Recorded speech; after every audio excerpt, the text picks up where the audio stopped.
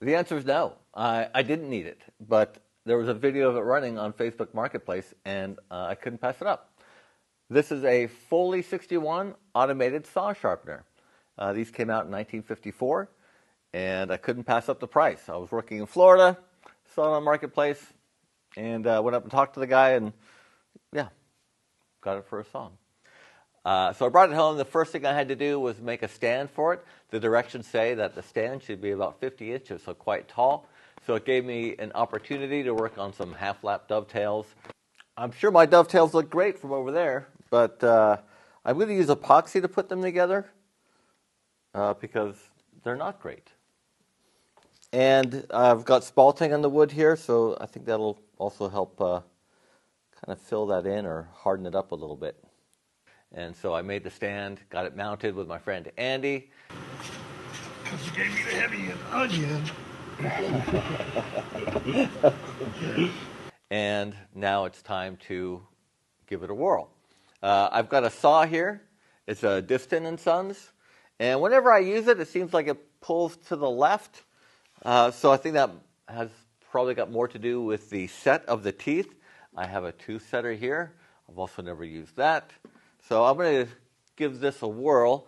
I'm going to take it out of the handle. There's also a slight bend in the blade towards where it's mounted in the handle. So I think it's got more to do with the handle mounting than there actually being a bend in the blade. So I'm going to clean it up a little bit, and let's get started.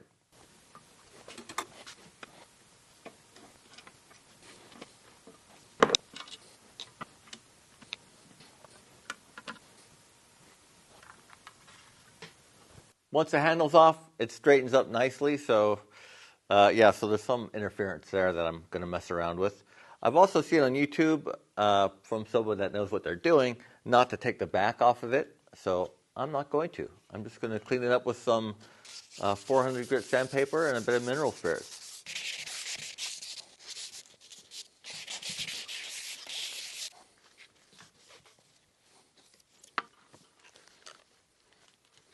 Now looking at the teeth, they're pretty flat going along the length of the saw, so I don't think I need to do anything there. If they're uneven, you would get a file and you'd flatten them.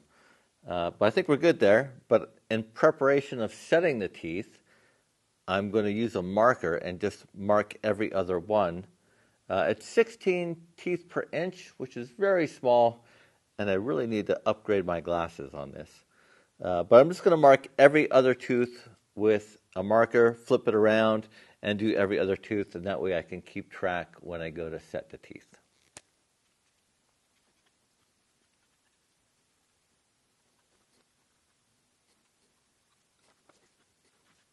So this is a Stanley 42X, I think, tooth setter, and it's got just a little anvil that comes out. I think it's hard to see, but it pushes the teeth to one side or the other, and that is the set. I've got it on the minimum setting, and I'm going to give it a try on the saw. But I think I'm going to have to go get some better glasses.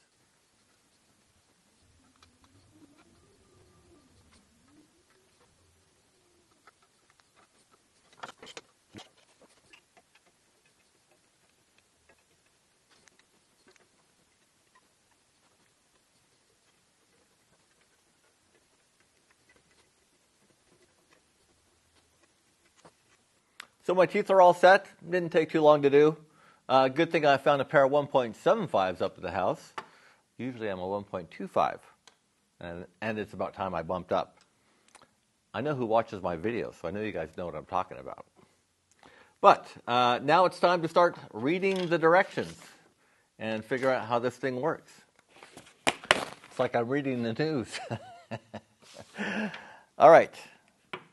So I've got the new file, which is a double extra, what is it? The double extra slim taper file.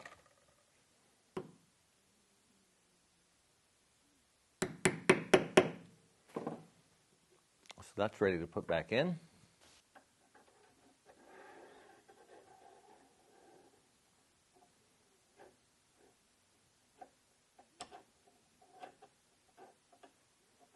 I put the saw into the carrier and set the angle or the rake of the file according to the teeth, because I don't have the little gauge that's meant for that.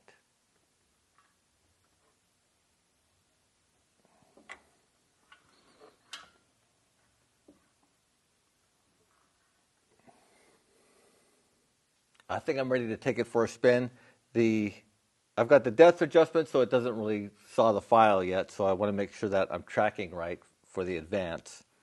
But yeah, there's a little jig that you use to make sure that it's level in the carrier as the carrier gets pushed across.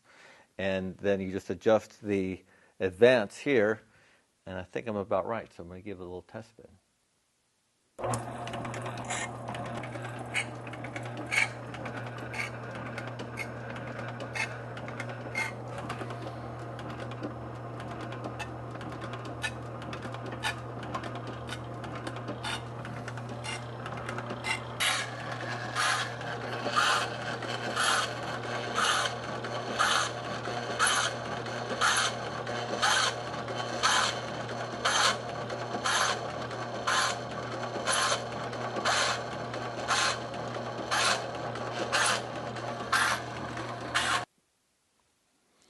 So it was off the medallion side that I think I need to just take a little bit off.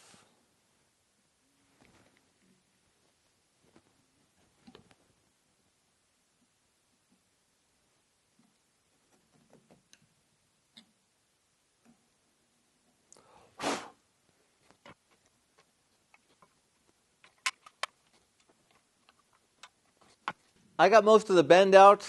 There's still a slight bend in there, so I think I can just continue to work on that. The sharpener worked pretty good, I think. I'm about to give it a whirl. Although I took out a couple of teeth where I didn't notice it wasn't advancing, so whoops. But anyways, let's give it a whirl.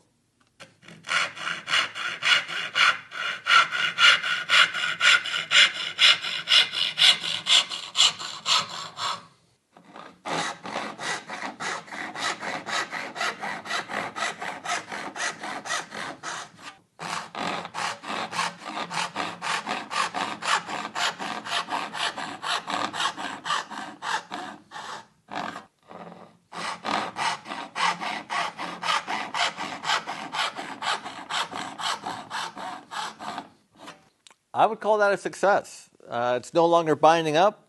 It cuts all the way to the back. It's not curving. It seems to be pretty straight. So I would call that a success, except for me filing down a couple of teeth there. Most normal people that would use a vise. This is the same vise I had to saw in when I was setting the teeth. You would just use that and a little file with a handle. But what's the fun in that? So I'm going to hang on to this thing for a while and play around with it. But anyways, thanks for watching. If you have any questions, list them down below. And hey, we'll see you next time.